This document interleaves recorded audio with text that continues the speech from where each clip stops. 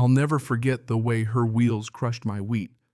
Every time it happened, my stomach twisted up, not because I was counting lost dollars, but because it was so brazen, so in-your-face disrespectful, like she owned my land and I was just supposed to smile and wave while she ran right over everything my grandfather built. She didn't even slow down, just drove her shiny white SUV right through my field like it was her private driveway, not a blade of wheat worth caring about. I guess some folks think permission is just a word you toss around when you want something. She never even glanced over, just kept going like this. Land was made for her convenience. It got so bad that by the time I finally stood up to her, she acted like I was the one out of line, like I was trespassing. But I'd had enough. If she wanted to turn it into a power struggle, well, fine. She'd picked the wrong guy for a final showdown, and I was ready to meet her right in the middle of my ancestors' fields. My name's Jake Sullivan. After my granddad passed last spring, I took over the 40 acres he spent his whole life working. I've always kept to myself, kept my fields clean, lent a hand when a neighbor's cow got loose, nothing fancy, nothing that called attention. What people don't know is I've got some experience dealing with trouble. But I'll get to that. The real trouble started when Linda Morrison moved in 2 years ago right on the edge of Millbrook Heights, where her brand new McMansion overlooked the oldest farm in the county. She clawed her way to the top of the HOA faster than you'd believe. She's the type who measures your grass, files complaints if your fence leans half an inch. Her husband Tom's a decent guy, keeps quiet probably for his own sanity. Anyway, the first skirmish was almost funny. Linda showed up at my door one morning with a plate of cookies, store-bought of course, and a folder of real estate flyers. She suggested with a big cold smile that maybe I'd want to sell my farm to a developer. Said the fields were dragging down her property values. Can you believe that I explained as politely as I could that this place wasn't for sale at any price? I told her it was my family's legacy, and she just snapped those papers up and walked off with a face like a thundercloud. 3 days later, I got my first violation notice. My old cedar fence, which has stood through more storms than Linda's house ever will, was now suddenly unsightly according to her interpretation of the county code. Friday, a second notice. This time, my grain silo apparently didn't fit her aesthetic guidelines. But the real escalation was her shortcut.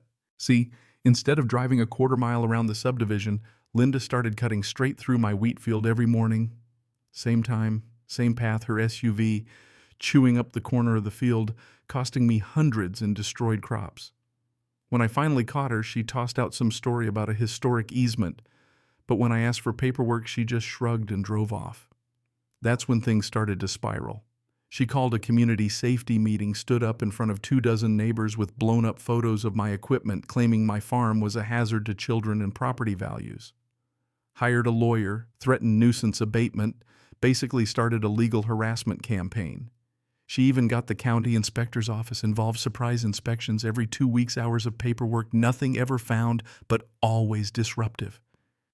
Even the inspector started getting annoyed, dropping hints about frivolous complaints.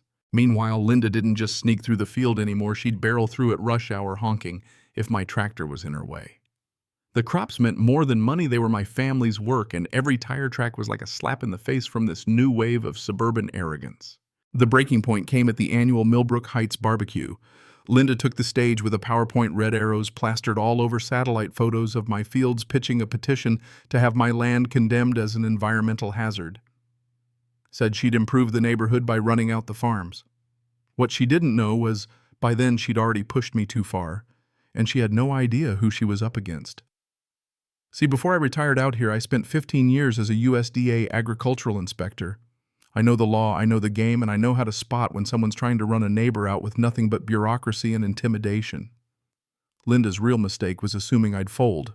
My first step was pure inspector procedure document. Everything. I installed trail cams on the fence line every day, catching Linda's SUV time-stamped running right through the wheat. But I didn't stop there. I started taking photos all over her subdivision. With a trained eye, you start seeing things others miss. That fountain in her yard, 8 inches too tall for the HOA guidelines. Her fancy new pergola, 3 feet over the setback. Tom's shed out back. No permits at all. I checked with the county office, old contacts from my inspector days. But even bigger, Linda had left a paper trail, a mess of procedural violations, missing meeting notices, funny business with HOA funds. I'd seen this before, someone using power for themselves, not for the group. Here's where things took a twist. Tom Morrison, of all people, became my unexpected ally.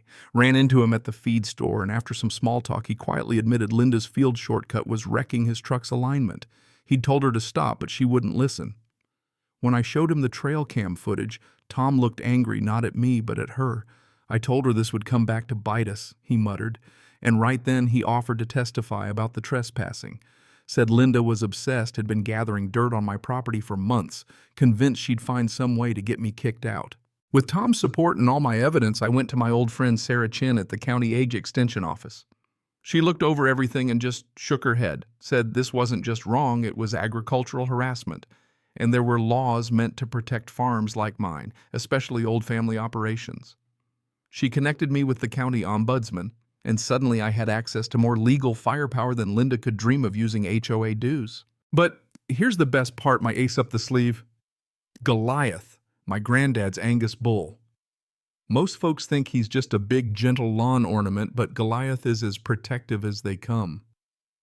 The interior fence that kept him away from the wheat field was getting old anyway, so I started taking it down section by section, with Goliath watching like he knew something big was about to happen. The morning I finished right on cue, Linda's SUV rolled into the field at 7:23 a.m., like always. But this time, instead of empty space, she met Goliath, 200 pounds of solid muscle and pure attitude blocking her path, steam curling out of his nose in the cold air. Linda slammed on the brakes so hard her wheels spun into the ditch. Then she tore out of there backwards so fast I thought she'd lose a bumper. From my kitchen window, I watched her face go from outrage to sheer terror to humiliated retreat in about 5 seconds flat. And that you'd think would be enough. But not for Linda. Within hours, the county sheriff, animal control, and half the county's bureaucracy was calling me about dangerous livestock.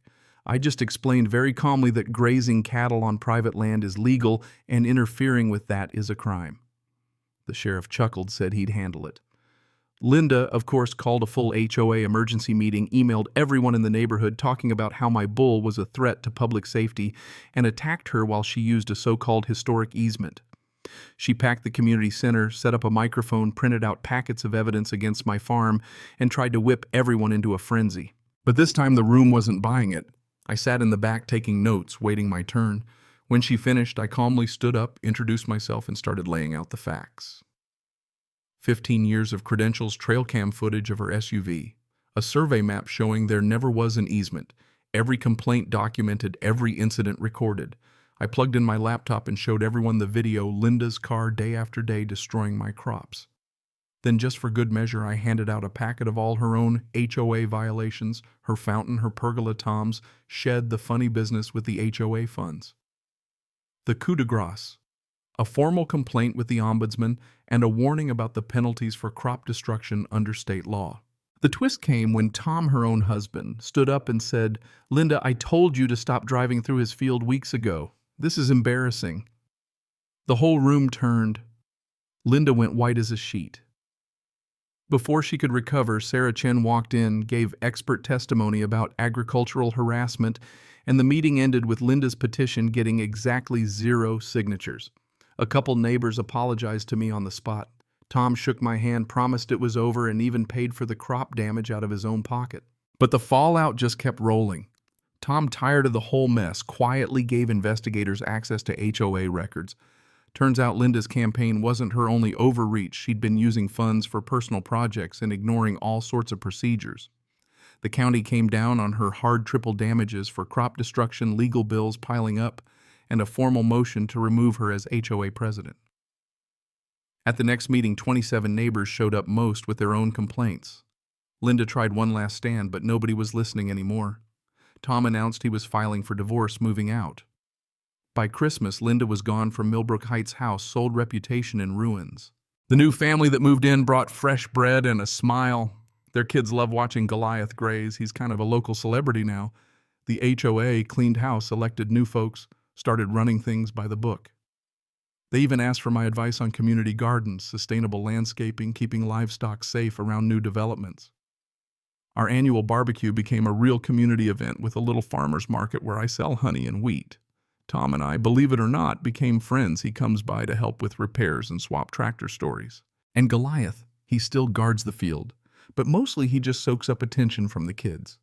I put up a sign by the fence teaching people about Angus cattle, and the history of this land turned Linda's old shortcut into a kind of outdoor classroom. The fields are healthier than ever, no more tire tracks.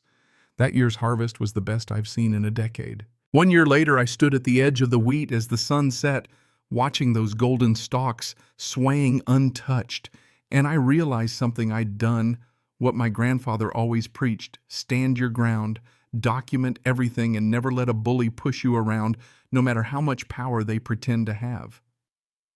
I got a letter from the county designating our place as a century farm protected by law now, so no developer, no overzealous HOA, no wannabe tyrant can ever do what Linda tried to do again.